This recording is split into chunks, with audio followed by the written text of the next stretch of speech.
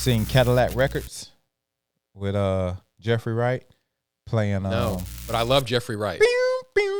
Muddy Waters. Hold on. Let me look this up because I'll watch tonight. Hold on, man. Jeffery Wright. Hey, what's your Cadillac favorite Records. What's your favorite Jeffery Wright role, by the way? I Of think all his roles. Of all of Jeffery Wright's roles, I really do like him as Felix in the CIA Bond movies. Oh, yes. He's Felix. Yeah, that's pretty good. And he plays it a way that you know what I mean? Like, Yeah. I never thought of that choice. Yeah. Because that's what he does. He's dope. But the one all-time great number one, probably in everybody's mind, if you black. Wait. All right, go ahead. People's my peoples. Josh Jeff! Peoples.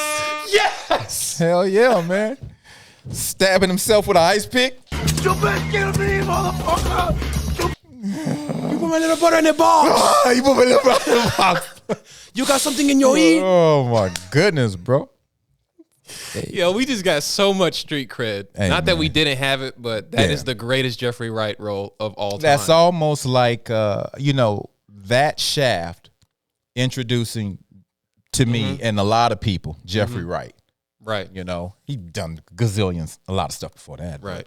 That movie, Yes. that was like a girl's trip for Tiffany Haddish, the way it made her explode. Like explode.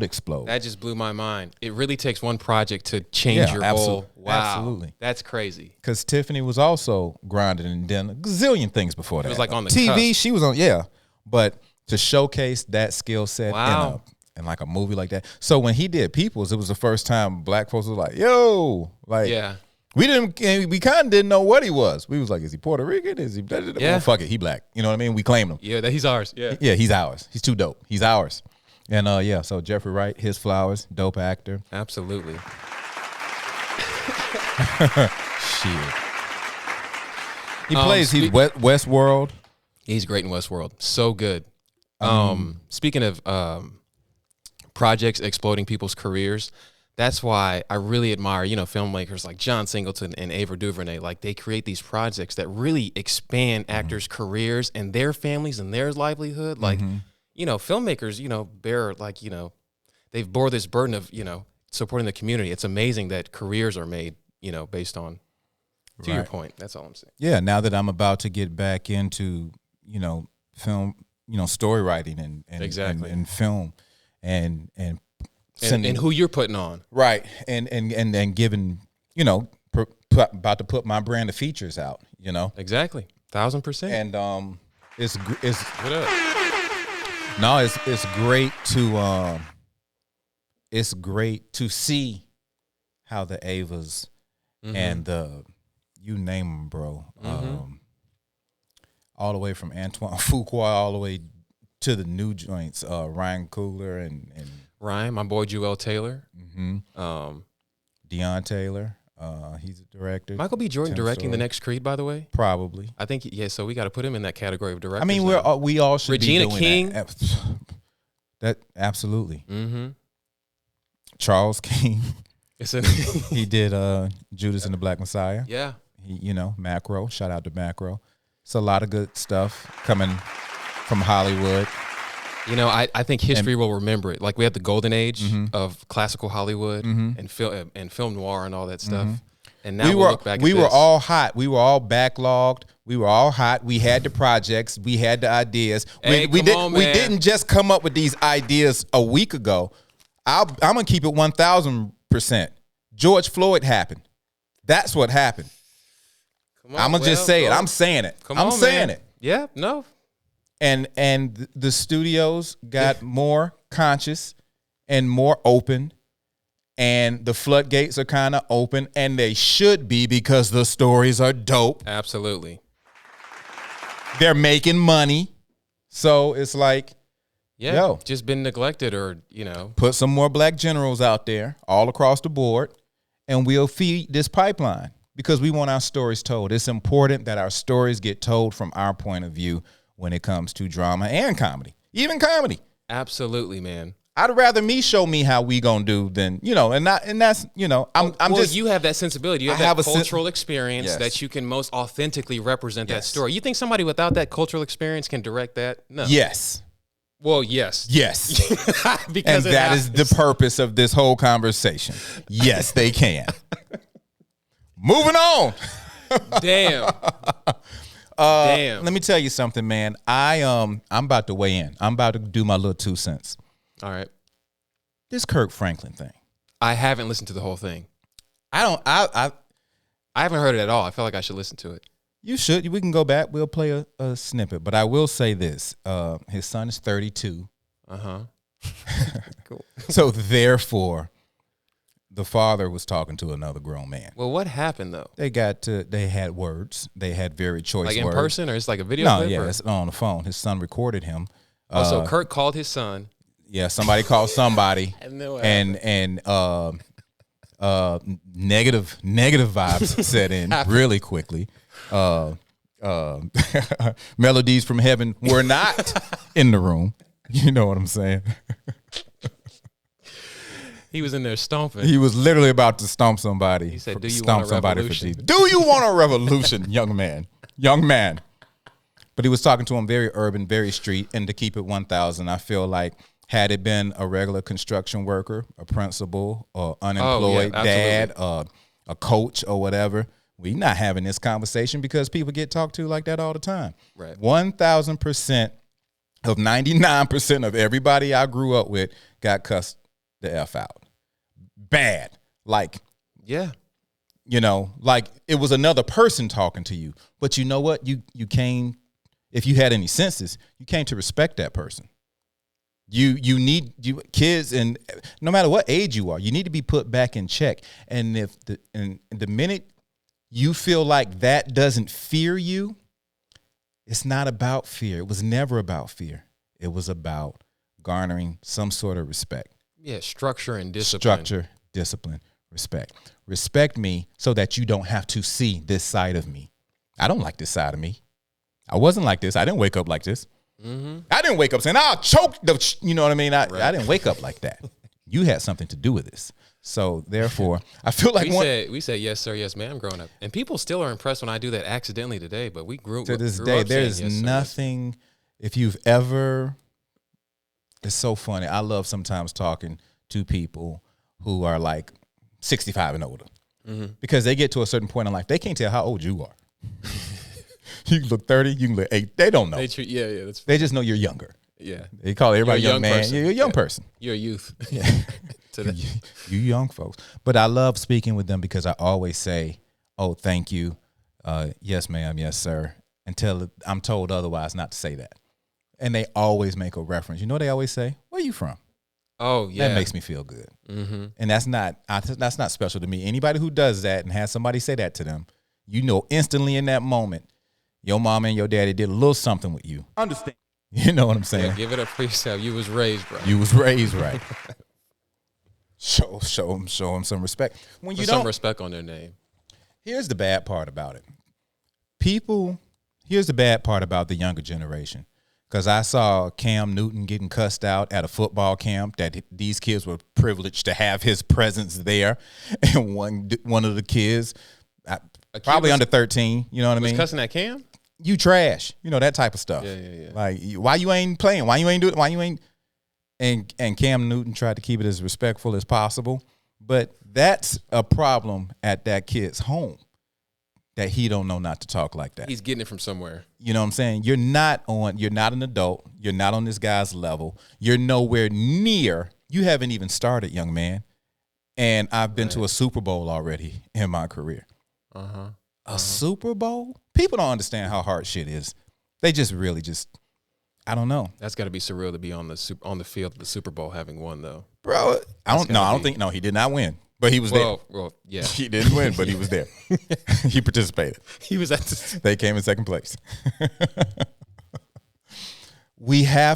Somebody has to find a way to keep people respectful because especially your own kids. That's my point. Especially your own kids. Everybody gets talked to. Everybody has had somebody or knows somebody whose dad or mom talked to them that way. So even if it wasn't happening to you every blue moon, you was over Johnny house and his dad or mom went off the same way. You want to get knocked in the next week? You know how many times I heard that? Yeah. I remember being over a friend's house and they did talk to their parents backwards, and the parents didn't react the way my parents would have. And in that moment, you're like, hey. Yeah, you get confused. You get confused. You be like, oh, you be backing up. Oh, you about to get your ass stomped. And when nothing don't happen, what? You confused. You go back to your house thinking like the rules should be changed. Hey. Oh, this don't work the same? Hey, because Johnny didn't clean his room for 3 days either.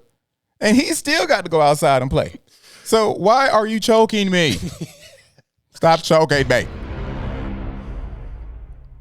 Bro.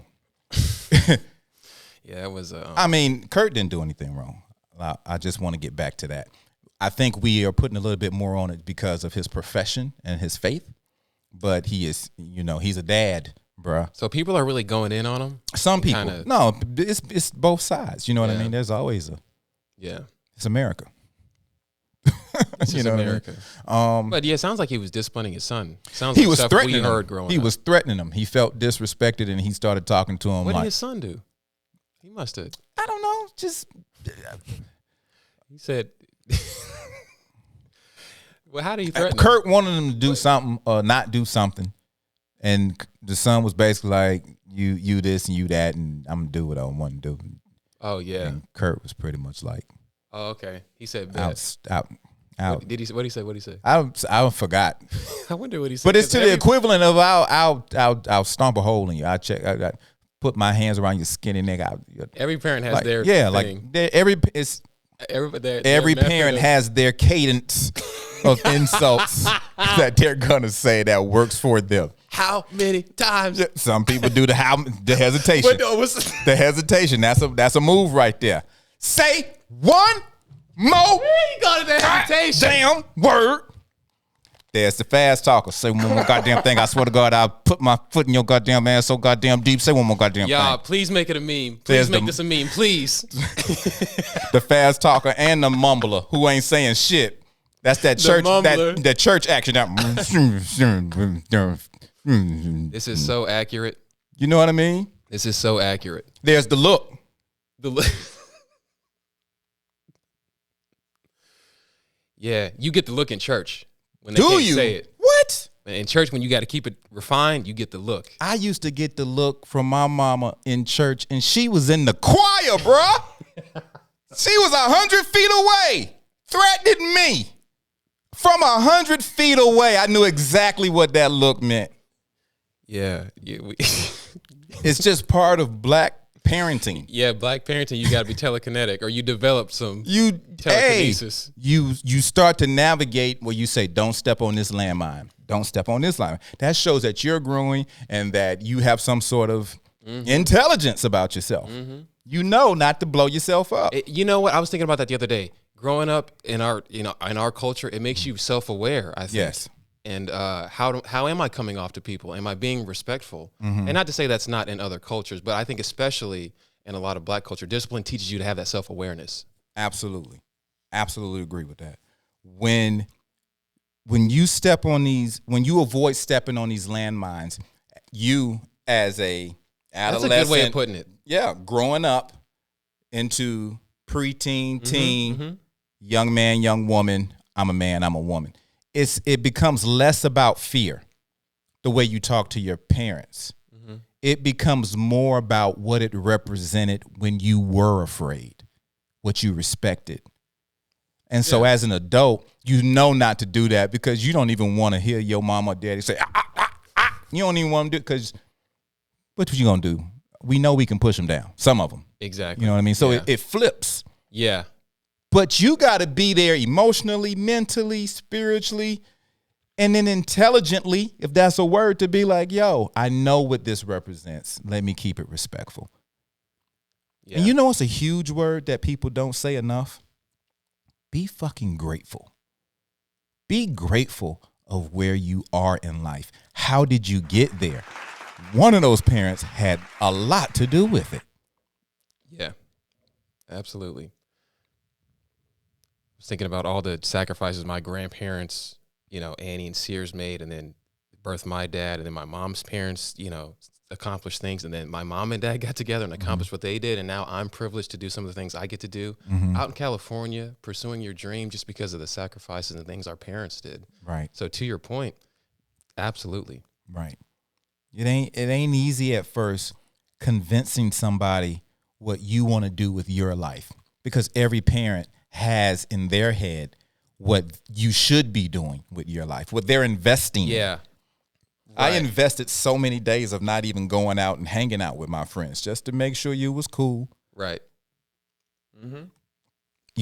Some people grew up with their moms and dads literally leaving them in the car with the windows cracked as they went grocery shopping. And what was the rule? Don't open the door. Don't blow the fucking horn. Don't open the door. Don't you get out this damn car. Don't you open this door. Don't fuck with the horn. Don't fuck with the horn. Don't you fuck with that horn. Quit honking as people walk by the car. Yeah. Kids, we do that dumb shit. We hiding down, and then all of a sudden somebody walking by, you like, ah! You know what I mean? You ain't never did the dog. You ain't never did the dog like you was a little boy. Somebody walked by, and you like, they done peed on themselves and shit. They done dropped their groceries. Like, kids do that dumb shit. Yeah. That was part of growing up. Every kid, you know how many fake dogs you had at a Kroger on a Sunday after church in the black parking lot at the black Kroger? All them kids in them cars. Yo, what's the dumbest thing you did as a kid or got in trouble for as a kid? Bro, I've done so much stuff that it's a different podcast. It's a different podcast, bro. You got a whole chapter on. Bro, I have what? You can start from A to Z, encyclopedia. Not a chapter, bro. I got the freaking Britannica encyclopedia. Britannica. Oh my God. So yeah, man. I think that the kids just don't become they become less grateful because we spoil them. We want to spoil them. We want to give them the things we didn't have. That is perfectly okay. And that shows a lot about us. We want to, it's just, I'm doing better. I'm providing more or whatever. Absolutely. I feel like all that has to come with a good mental. You can't be the on 9, on 10 Kirk Franklin the entire childhood. That's a thing that comes out almost last resort. That dude, right. That would probably be traumatic, and you couldn't even because some people had mamas and daddies, and that was just the case all the damn time. Yeah. You know what I mean? Yeah. Can you imagine developing through that kind of like trauma, really? It is trauma. It's conflict and trauma. It's trauma. You are scared to even talk when you get in the real world. And then you're scared to look up and make eye contact with people when you get in the real world. And then we expect kids to go to school and sit down for 2 hours and not move, and they're dealing with other things. Maybe they're hungry. Right. Absolutely. And they got to deal with Johnny. And Johnny talking about their shoes, they shirt. Johnny got every Joan. He grew. It's always a Johnny. It's always a Johnny. It's always a Johnny. That dude, and he ready to light your ass up. That don't say FUBU. That say you boo. What he got it? I mean, are you wearing Shaqs? Yeah, it's like, that's not even. How these kids? Man, I used to get tore up by this dude named DeMarcus, and he was short too on the basketball team. Because I was, I was kind of, I wasn't. I'm conflict avoiding. I don't really. So they used to tear me up in high school. But I remember the day I defeated him in a roasting battle. Yeah. I said his hair looked like shredded wheat cereal, and the kids lost it. And I got his respect that day. Right. Did not fuck with me at all after that. Bro, how old were you then? I was 14. 14. I bet you shredded wheat fucking killed them. They was done. That's a belly laugh. It's really the peak of my life. It's a belly laugh. Want to know why it's a belly laugh? Because black kids ain't supposed to even know what shredded wheat is. We see the commercial, but we ain't buying that shit. We are buying 3 cereals: Frosted Flakes, Apple Jacks, and Sugar Smacks. Sugar Smacks. You saying shredded wheat? I bet you that had them kids rolling, bro. You murdered that shit. Hey, you right about the Sugar Smacks though. Yeah, come on, man. Wait, what were they again? What were the cereals? Frosted Flakes, Apple Jacks, and Sugar Smacks. Yes. You know what I'm saying? Yes. You dabbled, in Captain Crunch, but that shit tell you mouthful. Yes. You know what I'm saying? You dabbled in honeycomb. You don't have the roof of a mouth after Captain Crunch. Yeah, you dabbled in honeycomb. But them three, shit, those were the cereals. Want to know why? because they shoved them shits down your throat. If you got to school early and you got to go to public school and have that morning breakfast, Yeah. you're getting one of them 3 cereals. Yeah. And Fruit Loops. They gonna sugar you up, brother. you about to be awake all day while you in class because you just ate all straight that sugar. sugar. It's all sugar in the morning. Did you know Fruit Loops are all the same flavor? Fruit just Loops different colors. is colored sugar. Yeah. It's sugar. It's not even like one is strawberry, one is grape. They're all the same flavor. I just think they froze sugar and painted it with a marker. It's all sugar. Fruit Loops is all. And kids are eating a bowl full of sugar. Who else I wanted to talk about, bro? Harry and Meghan, of course, took over for a week. Yeah, but hey, at this point, I like Harry. I like Me Harry. too. I'm a Harry dude. I like homie. I'm a Harry guy. Yep. You know what I'm saying? You know what I'm saying? I've seen Harry throughout his young life mirror his mom, who was kind of like this Philanthropist. Yeah. Yes. And what is the word when you're like to every country? Yeah. Not necessarily ambassador, but like It's like an unofficial title that. yeah. I get what you're saying. Yeah. Yep. But she was that. And it's along the lines of philanthropy, but it was I just agree. Yep. Thank you. And so but yeah, and I saw that in Harry more so. I saw a clip of him dancing in Africa somewhere, and then it cut to a clip of his mom Bro, traveling. I like the clip of him you know, he in the service and he hear the alarm go off and homie stopped the interview and just take off running. He didn't even think about it. Yeah. He didn't even flinch. Yep. You're right. And you have royal blood. Okay, I want him on my team. Exactly. You know what I'm saying? Homie, cool. So and then and now here's the kicker. Meghan Markle, that's who you fall in love with. Now that's your lady. Mm-hmm. You know, I think it takes a lot to be like, look, I'm willing to say X, Y, and Z. I'm willing to do X, Y, and Z to make sure my woman is good. There's royalty ain't even playing a factor. It's all about love. This is the woman I chose. You guys have made. How many times have we brought somebody home, bruh, and your brother or sister is clowning, and then your person can't help but be like, yo, I mean, your family nice, but your brother, you ever had your person? A lot of levels to pass through. Yeah. You got to get vetted by so many different. And we be hard on people bringing somebody home. I feel like I had to learn Spanish, by the way, until I got any sort of respect. I'm kidding, but I did have to learn Spanish. But yeah, you got to, meet the family. Yes. And interact with a whole new group of people. Bro, all to basically say, you know what? This shit is getting dangerous. Mm-hmm. That's the bottom line. I think you freaking move from the country if you don't feel safe.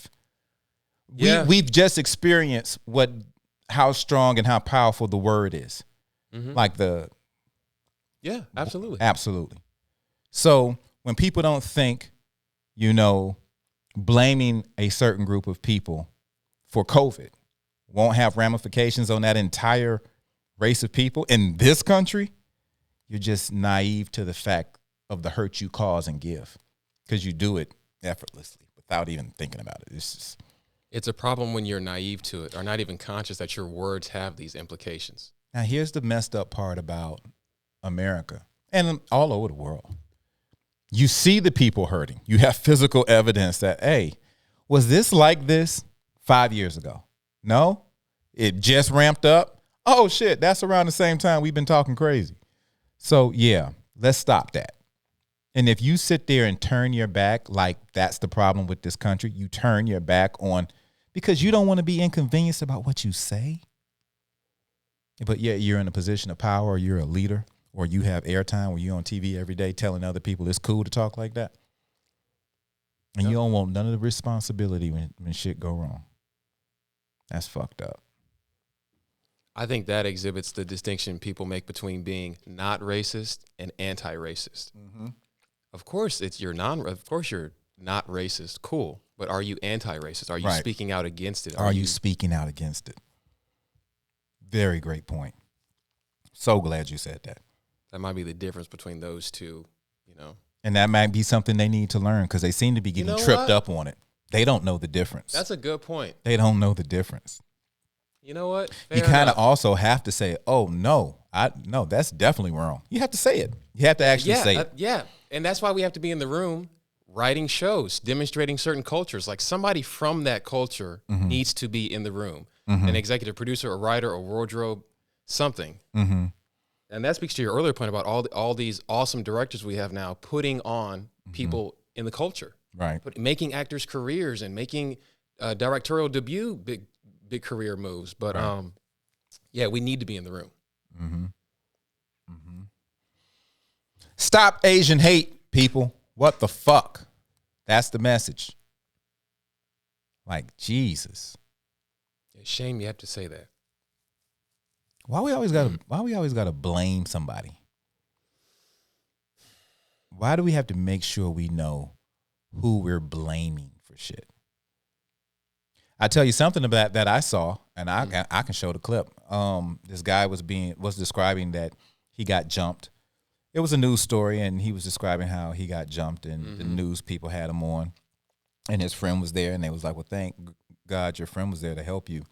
He was like, "Yeah," and they showed his bruises and his face all swollen up and stuff, and then they said, "Yes, so he was jumped by 2 non-Asians, and da da da da da da," and they kept it going, and I said, "Whoa, wait a minute, he was jumped by who? 2 non-Asian?" You actually described his attackers as you not only did you put not only did you not say who you know obviously did who it was, but you don't even say you put Asian back in the title.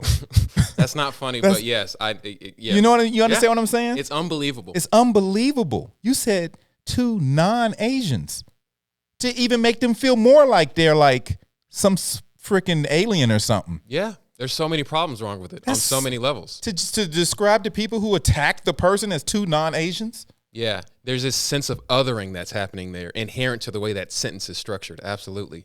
I was so I was like, you know what?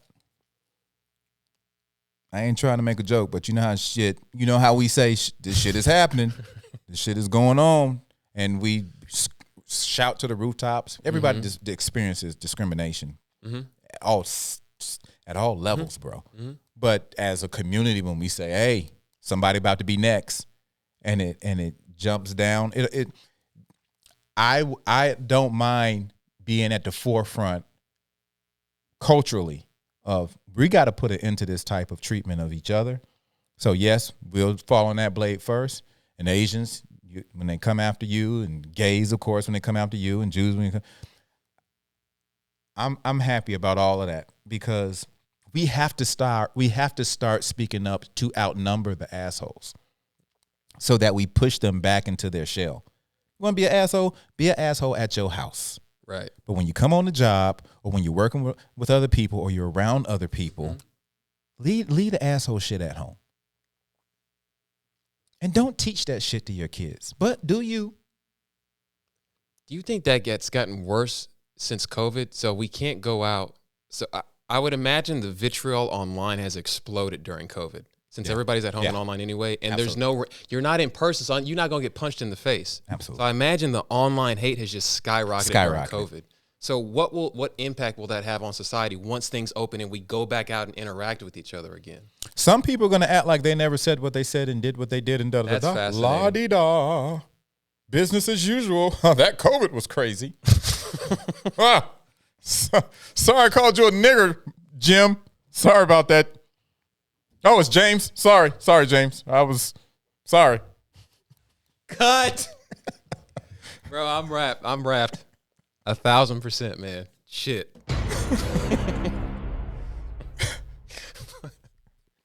Bro. Damn. And some people are going to stay volatile. Groups have connected. Groups have definitely connected. They have found each other online because everybody was sitting home every day. So now the way you feel and think, you can find 10,000 of those people. Easy. So now you don't never feel like you have to change at this point because you're not the only one feeling that way. So it must be a real thing. How are you gonna discount my passion for racism? It's a real thing. Look at all these people. I'm not wrong. Look, 30,000 just in the Colorado chapter alone. The Colorado chapter of Boulder. So it's of Boulder Northeast neighborhood. Yes. Yo, that is what it is. Understand this. How far are we in? 32 minutes. I love it. We got 18 minutes left of. Oh, by the way, this is great, man. What's that? This episode, this conversation, all the points we've hit, and Jeannie, we don't talk enough. We have so many people who want to bless us with their presence to come on this show that we don't get a chance to talk. We have a problem. We have too many guests that want to be on here, and we don't get to talk. Well, I'll correct them a little bit. Good problem. I'm blackmailing a few people. And they are that explains the stars of brand new movies that have come out on the past 3 episodes. The past 3 episodes have been a movie came out, that star was on the podcast. Right. That's funny. I'm on a roll. Your blackmail game is strong. Hey, you know what? I've had a blessed career. We were talking about this outside. D Nice just celebrated his 1 year of club quarantine. D Nice, you definitely getting flowers from Finesse Mitchell, Genie D's, and Understand This podcast. Bro, he saved a lot of people mentally. Oh, he put in so much work. I look at it as an artist doing what you love, but it's a lot of work. Every night. People just see the performance, but there's a whole thing behind that. Bro, you got to get sleep. You got to eat. You don't want to play the exact same thing as the night before. You have to refine your craft and You're going to have people that's supporting you 1,000% from day one. You're going to have haters. You're going to have copiers. You're going to have all that stuff. But you press on through because you're not doing it for likes. You're doing it from here. And look how freaking a phenomenon. And it was just like so deservedly, so deserving. Dope. 1 year club, CQ. Your boy up in there a lot. Shout out to Spice Items, Afion Crockett, Shanti Das, Natalie Wilson, Robbie Reed, Mr. McLean. It's a faithful, bro. And Shantre, people love him. People love that dude. And so congrats, D Nice. 1 year club quarantine. We needed it. We needed some community experience. Yeah. We're stuck at home and don't have that sense of connection. Shout out to all the creators, man. Country Wayne, Desi Banks, Kev on stage.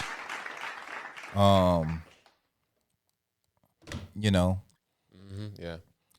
I'm just glad that I don't know. This is, to your point, it's like the age of creators right now. Right. Even the studio shut down. So TV wasn't happening at the beginning. So all these creators are at home going, okay, how do I generate content and generate new stuff? I have to take care of my family still. Like, how do you create? So it turned to us making stuff at home. Right. So what did you do with your COVID, And I think about us like, this is what we did with our COVID. I was just about to say it, bro. I was about to hand you some flowers and say, Genie D's was like, hey, let's do this podcast. I was like, yeah, we should. No, I'm for real. Oh, you mean you gonna call me again? And look at us, man. And people are enjoying it. Yes. And people are coming through. And shout out and thank you to all the subscribers. It's amazing to see a community grow. Yes. And people get feedback and leave comments. It really is amazing. Absolutely. We appreciate y'all, each and every one of you. Subscribe on YouTube. We're on Spotify, iHeartRadio, Google Podcasts, Apple Podcasts. We have our own website, understandthispodcast.com. But every time you subscribe and hit that notification button, you'll know it when everything is dropping. Tell a friend to tell a friend. We appreciate y'all. We love y'all. We are growing. Hey, don't let me catch it. Let me catch this beat. Let me catch this beat. Let me catch this beat. Let me eat this beat. Let me catch this beat. Hey, one more time. Hey, one more again. One more again. That UTP. That UTP. Boy, that's my friend. Yeah, that's my friend. I listen to it daily. Hey, day. I never say maybe. Maybe. I'm always saying yay, baby. Yay, baby. Fay. That's how we rap. That's how we do it. That's how we spit every time we grab the mic. Yo, that's how we hitting. That's how we doing. That's how we doing when you know how we have vibes. Switched up that syncopation, bro. Hey. This has been your Affirmative Action Podcast. Finesse, Mitchell, Genie D's. Understand this. We love you and we out. Finesse, Mitch. Understand this. Genie Yeah. D's. Understand this. Podcast. Understand.